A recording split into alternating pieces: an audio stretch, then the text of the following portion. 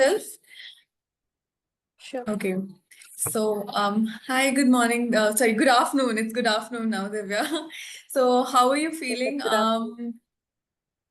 joining this webinar? So, just for our audience here, Ms. Divya here is a civil engineer, and she graduated from the Jindal School of Jindal Global Business School while she did her MBA here. And she graduated after 2 years, and she is right now pursuing her MSc in psychology. She's on her last sem at the moment.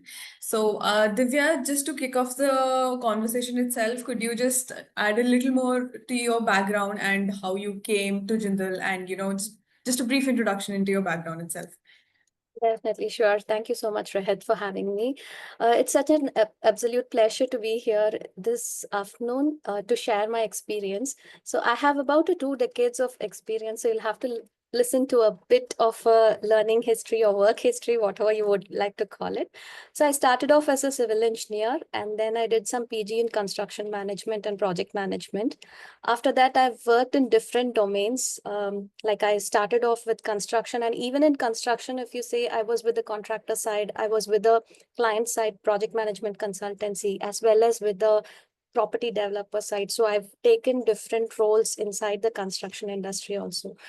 About me, I've always been a constant learner, and also I love to learn new things. So that's what really attracted me throughout my career, and then now into market research. And I felt that that MBA was something, though I had a PG in project management, I wanted an MBA. And this was very nice. Like it had strategy and leadership. I think at 20 years, you feel that this is something that can solidify all your work experience and blend them together to what you want to deliver to clients. So it's been very nice that way.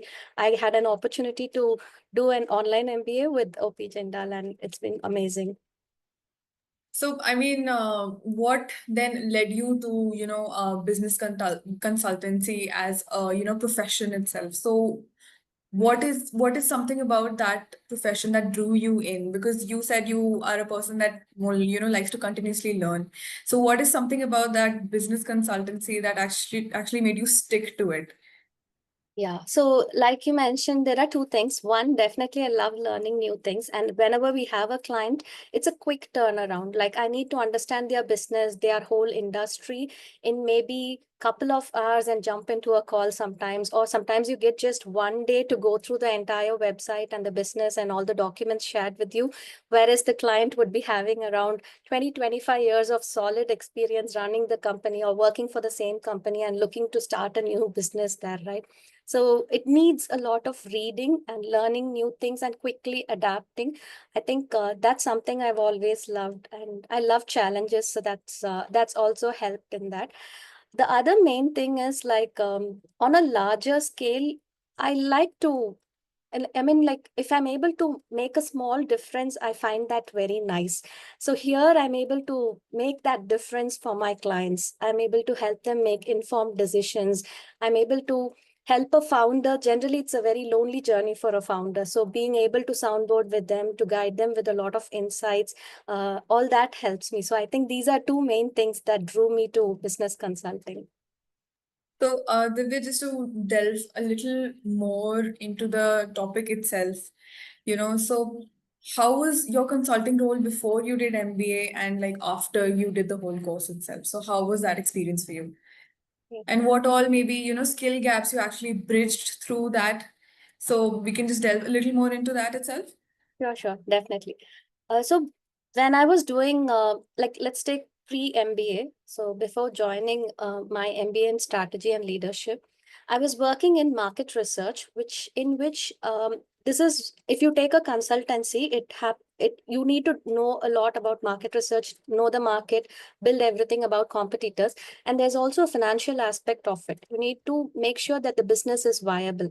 So everything from innovation to scalability, we used to do in the market research division, and I was heading that division. Whereas more on the viability and scalability aspects to some extent came from a finance division. So that was something very alien, and I'm not always fond of numbers.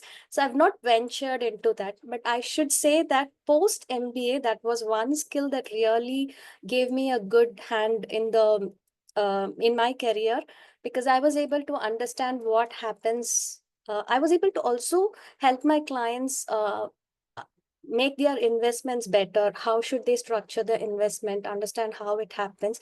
So it was like a end to end consultancy that I was able to provide for them by the end of the MBA. So I think that was the major skill gap. And of course, MBA helps. Though you have a postgraduate degree in a project management, I think at this part of my career, this MBA helped a lot. So Divya, what was that motivation that actually pushed you to, pursue an MBA itself? And do you think there was a difference in perception of your clients itself when you had an MBA and your consultancy role before that and after that itself? Was there a difference that you saw somewhere? From the client's point of view, I think they wouldn't find a lot of difference whether the person is having an MBA or not. But then from my point of view, I see that I've become much more, like I'm able to blend all the learnings and then share them with my clients. So when I'm proposing a particular idea or a solution, I'm able to bring a theoretical context to it, or probably a success story, and then stitch it and blend it for my client. So that gives them more assurance that what we are talking about is good and it will be successful in future. So I think that's the major gap that this was able to blend and bring in. That's it.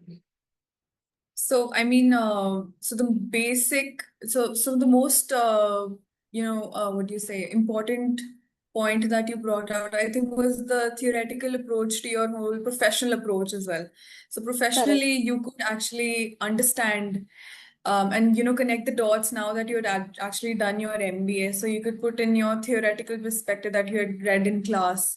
So that's what I understood from your talk here right Yeah, now. because what happens is when you have so much of work experience, there's a lot of learning that comes from the work experience. But when you have to translate and persuade someone to understand and go by it, it's quite challenging, and it becomes easier if you're able to structure it out or point to something theoretical and say, hey, this is a framework by one of the famous companies or someone who's following it and seen success. So that way, I think it really helps a lot, Rehan. So I think, I think it helps you put into words better what you have already learned, professionally and through work experience itself. So I think having a work experience before you go for an MBA is like pretty impactful that way also. So what all skills and insights were more important in your consulting role itself? So not only something that you have learned through, your theoretical approach, only something that you have been doing in your consulting role and have still stuck to it after your MBA also. Is there something? Yeah, sure, sure. So I believe in learning from different perspectives. So I would always look forward to when I meet people, whatever perspectives they share. I put a lot of thought into that and see what I'm missing, why they say so. I think that's where the psychology and the marketing also helped a lot. So in two different ways, why people do what they do is all about psychology. And from the marketing point of view, or the business consultancy point of view, there's a whole consumer psychology that we can work on. So how to approach a customer, how to add empathy to it, emotional things to it. And this particular MBA, I think, had beautiful courses neatly structured in such a way that each aspect of it was clearly addressed to. So when I was looking into the prospectus, I was going through all the courses that were listed, and I felt that this was perfectly matching with what I wanted to do. And it could also help me down in my career journey as well. So, Divya, have you seen a change in opportunities or your own role itself after you did your pursued your MBA from Jindal itself? And has there been a change in your leadership style or your strategy as a consultant? Great. I think these are two different questions. So I'm happy where I am. So I've not really looked for anything, but I'm sure that this is adding a lot of value to the current job that I'm persuading. So I think that I've told you enough about how I'm able to serve my clients better. And the other point of it, I think you spoke about how it could have helped outside MBA, right? What was the second half of your question? So, my first half was, do you think your MBA actually helped you have Opportunities. different opportunities that self?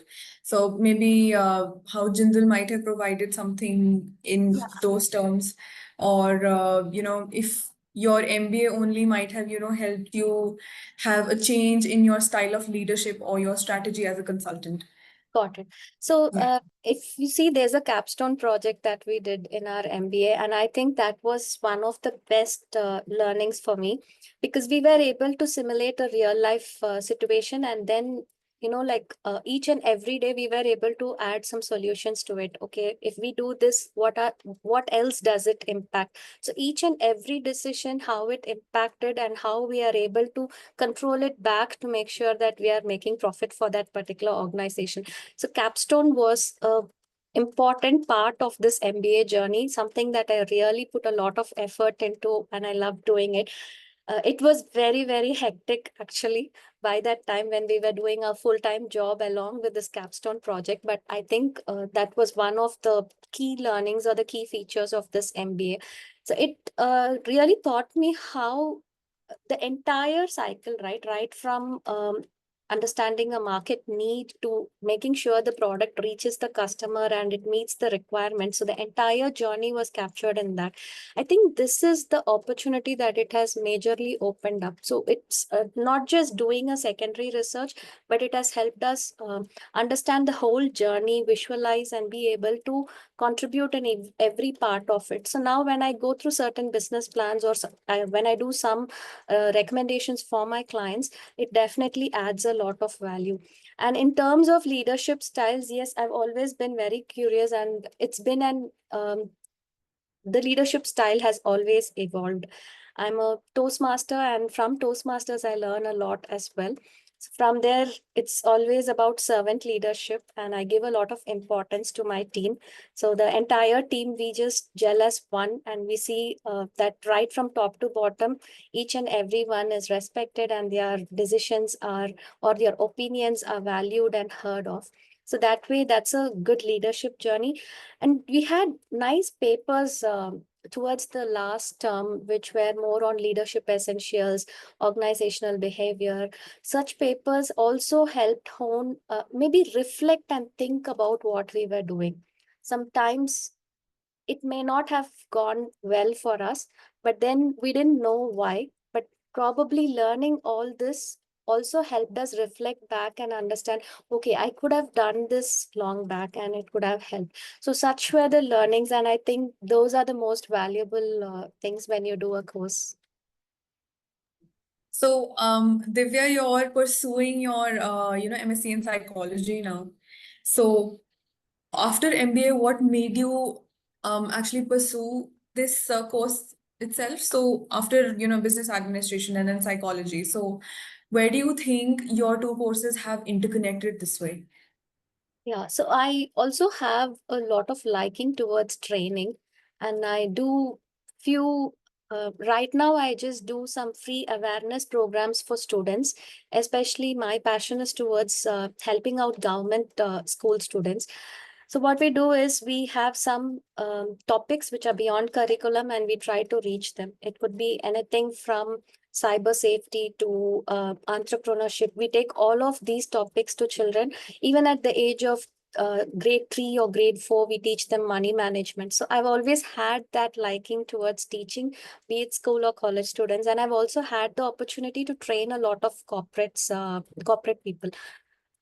One side, Toastmasters helps me do that, and the other side, for the training, I thought psychology is very important. Understanding them and then being able to deliver something was also very important. And I think that's where the MSc psychology came in. And the place where both blends, like I already mentioned, understanding the customer, understanding why they buy, what they look for in it, how many human touch points it takes. So this is where I'm able to take learnings from my MSc psychology into and MBA, both into the career or while helping out a client figure out something. So that's where I think both have helped. And MSc psychology, I've already been an NLP trainer that came out of passion. I had an accountability partner, a friend, both of us, we just thought we should do something, and we started our journey here. So this is more for the training and development part that I went into MSc psychology. I also believe that after a point of work experience, right, it's important to take that experience to masses.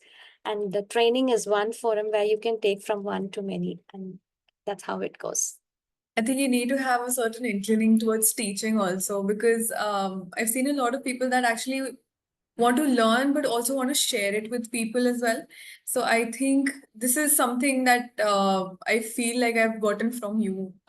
So you give me off that vibe where you want to learn also, but you also want to share it with other people, and you want to train other people in the same manner that you have learned your True, stuff. true, true. So So that is basically like I love mentoring people. So both be it in my team or Toastmasters at large has also taught me how to mentor, how to, take people along with you in your whole journey. And I always feel that when we share what we learn, then the retention is higher. I can keep learning, learning, learning, but when I share it with someone and when I do it multiple times, it really helps in retention. So what I learn is also better retained. it helps you make a better society also. I mean, if you want to look at it, from a different perspective. So, Divya, along those lines only, how does how does one day in your life look like? So I'm a mom of two kids. So I have a son and a daughter. My son is 13 and my daughter is 10. So basically it starts up with an alarm clock, dropping them off to school. So it's a jam-packed morning, I should say. And by 8:15, they are done. And that 8 to 9 or 9:30 is when I have all the time to myself. That's the whole me time when I can do whatever I want. And the house is all mine. So the next 9:30 to 11, my team usually logs in by 11. So we have a flexi working time, and 11 to 4 is when I want the entire team to be present. Either before or after, they can clock their 8 hours and complete it. So by 11, most of them 10:30 or 11, they log in. And from 9:30 to 10:30, I have the time to sit and understand what's the work for the day, delegate all the work. So when they are there, they know how to plan out their day. So I think that particular time that I spend for planning has been very helpful. But after 11, don't ask me. My calendar says something and it goes for a toss. There'll be an important client meeting or some firefighting in a particular project that's required, a client escalation, anything like that just consumes off the whole day. And then school pickups. And I also serve US and UK clients. So sometimes we have some late night calls as well. Very minimal, but then, yeah, we do accommodate because they take it up around early mornings, 5 o'clock, 6 o'clock for us. So we try and match by around at least 9, 10 for them. So that way that's how the whole day is. But then I also make sure that I have some time for myself. I have some time with my kids, and we have some goals. We have some wish lists by the bedside. Each of us, whatever we would like to do. I love traveling. So yeah, we do mark few places, and we enjoy life as well. So, you talked about late night calls. So, when does your day end then? So ending, like I told you, right, there's a flexi work timing. So basically, until the last person is there, I try and be there for the person. So I believe a leader has to be available whenever they need you. So that's when my time ends. But mostly, I think it should be around 7 or 8. Very rarely, when we have calls once in a week or something, it just extends. But yeah, this is how it goes. And there's a lot of reading. So what I do is whenever there's a new project, we hardly like right at a time we might have to handle 10 to 20 projects. Depends on how busy we are.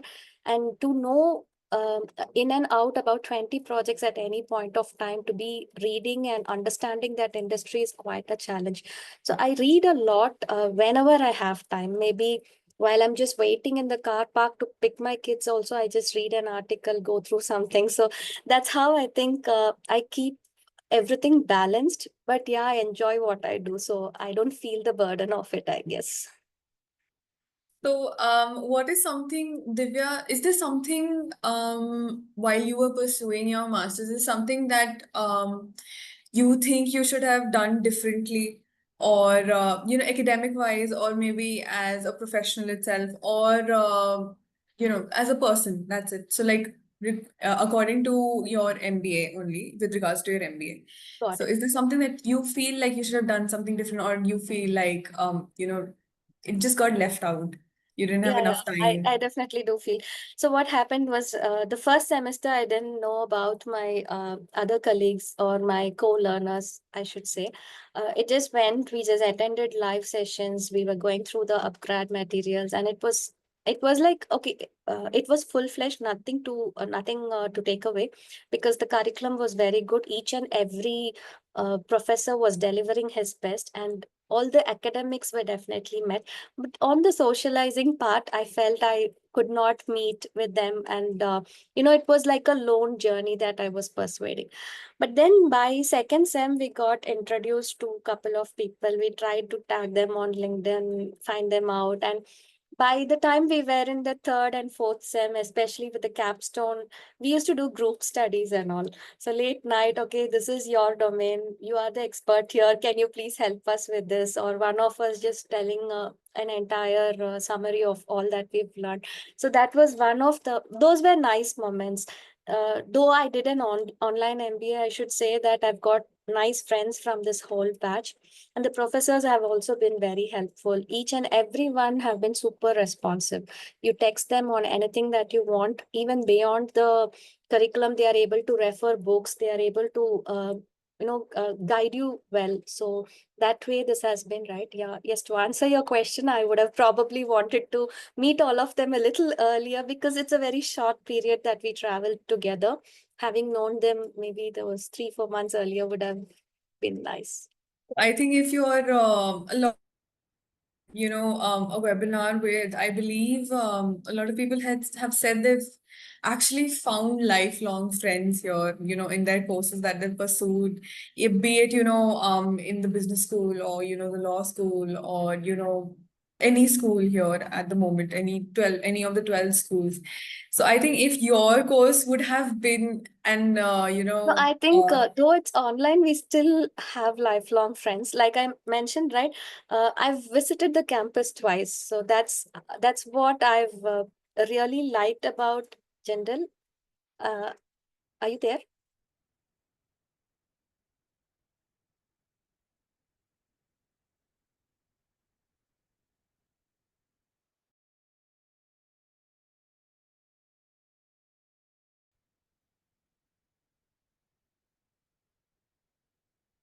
Is everything okay? I think I lost you for a second.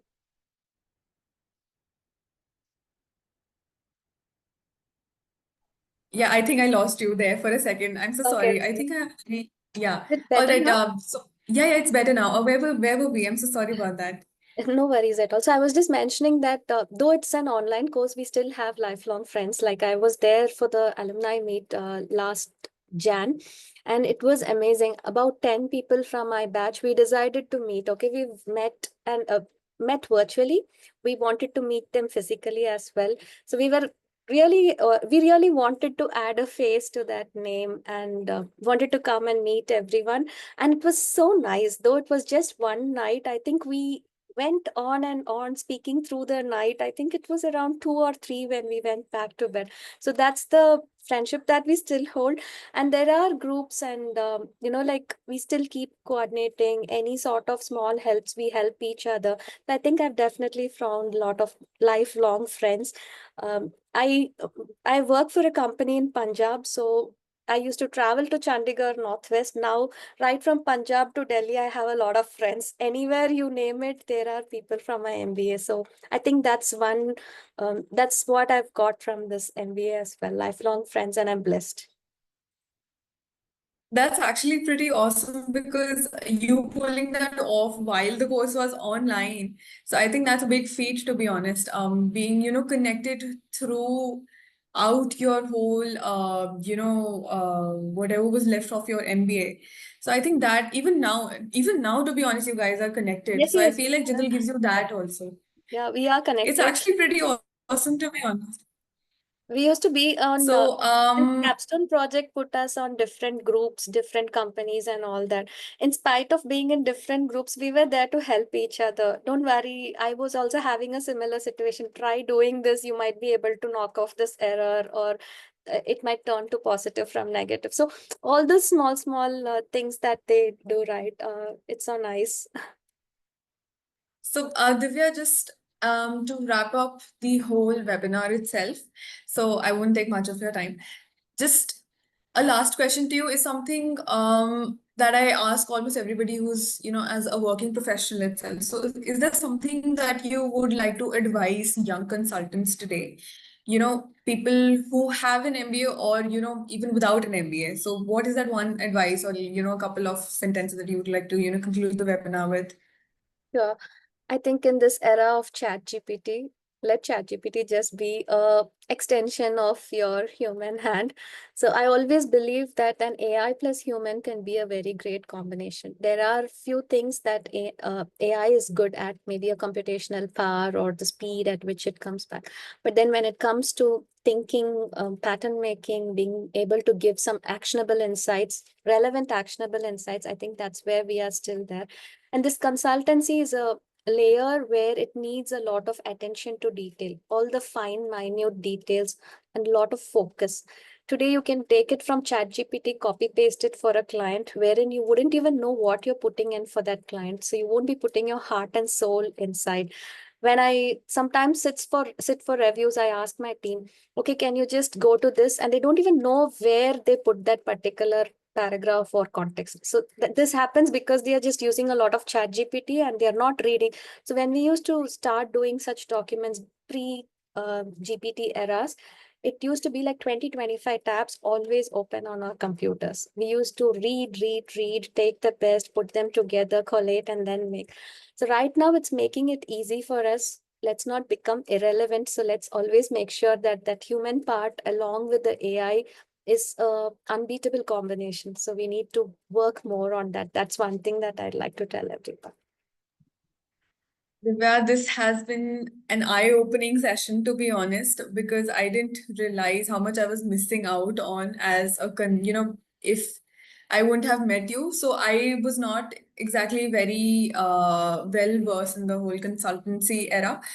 So you've actually opened my eyes, and I hope other students also in general see your webinar and choose you as your mentor. So thank you so much for this session. And Thank you. if you want to do another phase of this same, topic itself, we could have a second webinar in this series only. So please do let me know, and we will stay connected with you. And thank you so much, Divya. Thank you for taking out time for this. Thank you so much. I'd like to thank everyone who made this possible for me. It's always a pleasure to be back as an alumni and discuss. And this was very nice, Rehat. I should say the whole conversational style that we took is very nice. Thank you so much for being a great host. Thank you so much, Divya. Thank you. Thank you. Bye-bye. Bye.